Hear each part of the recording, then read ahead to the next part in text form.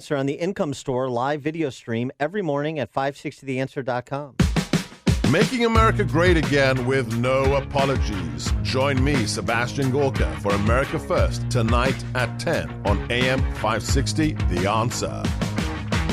Top of the morning, Dan and Amy. President Trump yesterday greeting reporters with First Lady Melania in tow and saying of the whole Mueller matter and the ongoing efforts by congressional Democrats to subpoena top aides or former top aides, including former White House counsel Don McGahn. Enough already. Well, the subpoena is ridiculous. I have been the most transparent president and administration in the history of our country by far. We just went through the Mueller witch hunt where you had really 18 angry Democrats that hate President Trump. They hate him with a passion. They were contributors in many cases to Hillary Clinton. Hate him with a passion. How they picked this panel, I don't know. And they came up with no collusion, and they actually also came up with no obstruction. But our Attorney General ruled, based on the information, there was no obstruction. So you have no collusion, no obstruction.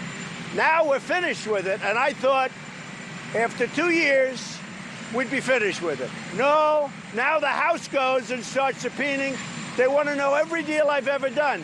Now, Mueller, I assume, for $35 million, checked my taxes, checked my financials, which are great, by the way. You know they're great.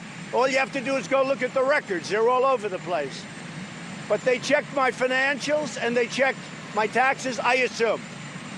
It was the most thorough investigation probably in the history of our country. I think I read where they interviewed 500 people.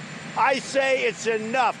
Get back to infrastructure, get back to cutting taxes, get back to lowering drug prices. That's what, that's what we should be doing.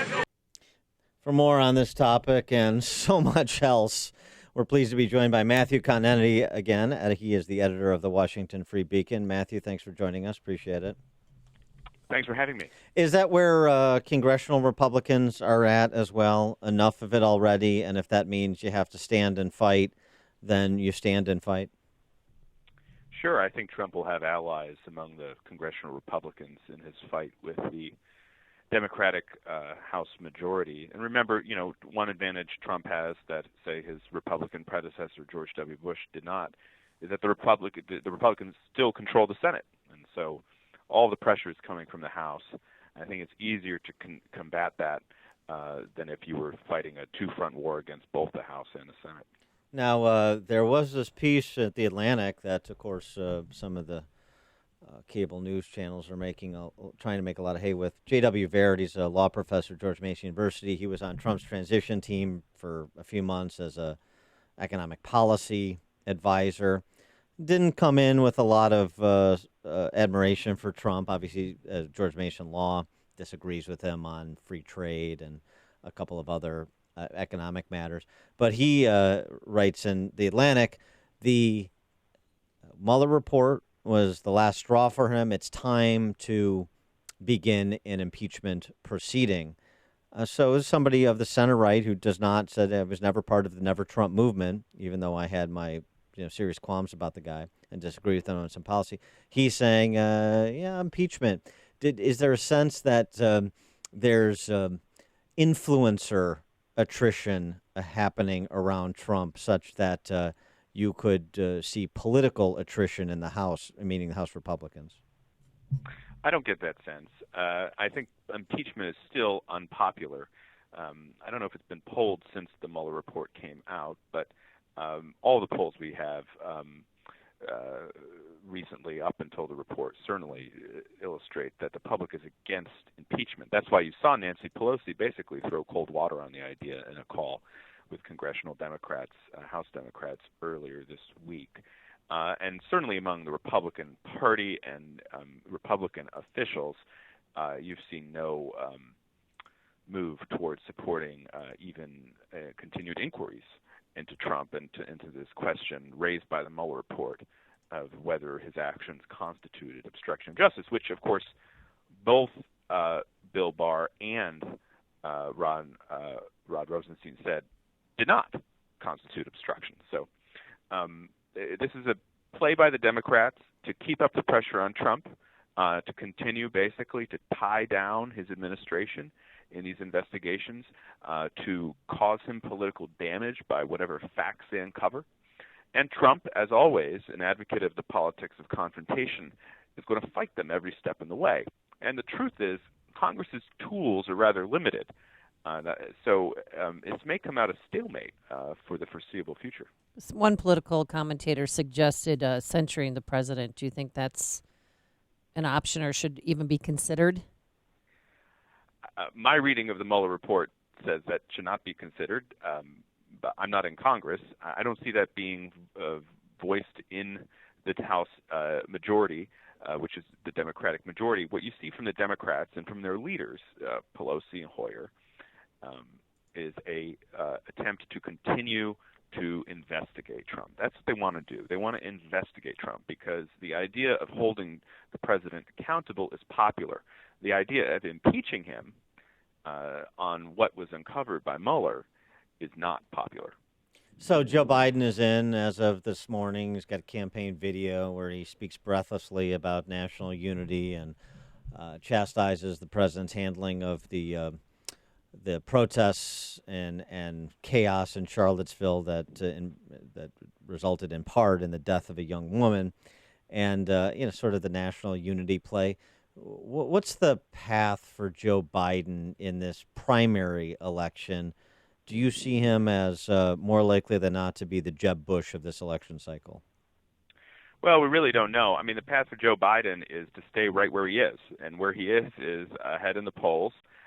He is appealing to various groups within the Democratic Party who are not part of the progressive left or the Democratic socialist left of that party. He is viewed by many Democrats as being the most electable candidate, and Democrats certainly value electability in 2020 because they want to defeat Donald Trump. And, his reputation is as someone who can appeal to white working class voters who are a necessary part of the Democratic coalition. If you don't get enough of them, you cannot win. But you know what's interesting about that though, because Scranton Joe and you get that all the time. When the white working class was in lockstep with the Democrats 30 years ago and 10 years ago, Joe Biden couldn't get them. He couldn't mount a serious campaign for presidency. He never even threatened the Democrat nomination either his previous runs. Now, when the white working class has been finally co-opted by Republicans with Trump's election in 2016, now's the time when the white working class is going to return to the Democratic primary to vote for Joe Biden. I don't see it. Right. I'm talking about the arguments he's going to make and the arguments his supporters are going to make. I mean, you point to one of his big vulnerabilities, which is the fact that this is his third try to be the president of the United States. And his previous two tries failed, one because of plagiarism and two because he just didn't take off in 2008. He also made several gaffes in 2007, 2008. And he couldn't compete with Barack Obama or Hillary Clinton. So he has that baggage that he carries in with him into the race.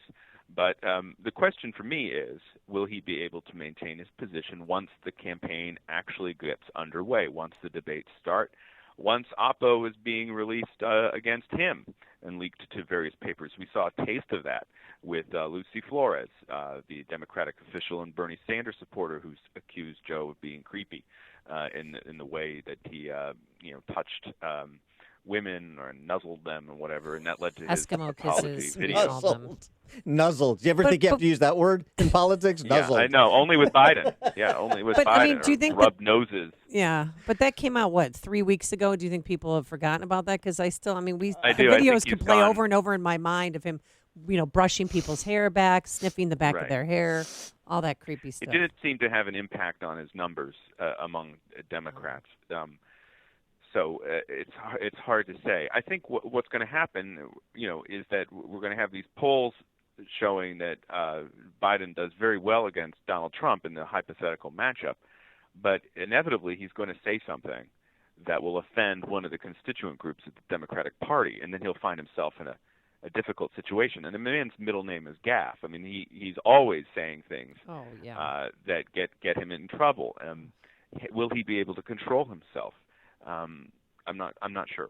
Yeah, the other thing about Biden is he's got a record, and a record of over 3 decades in the Senate. He didn't just arrive on the scene with Barack Obama, and so that record and the votes that he took in a number of areas are going to be fodder for the majority. I believe the majority in the polling suggests the majority of the Democrat primary vote, which is highly skeptical of this fossil to begin with. That's number one. Number two is, look, the polling, this is reminiscent of the perceived matchup with Hillary Clinton when you had 18 Republican candidates running around. Oh, this is the most electable, this is the most electable. Look at the head-to-head matchups. The head-to-head matchups are all muddled because Hillary's such a flawed candidate. It's sort of the same thing with Trump. I mean, Bernie Sanders in some polls right now is a couple of points ahead of Trump. So he's going to have a hard time saying, I'm the only one who can beat Trump when the numbers suggest otherwise. Sure. Biden goes in, he'd be the most experienced president probably we've ever had. That's, of course, a downside because when Americans vote for president, they tend to want somebody new, and they tend to want someone who's fresh, an outsider.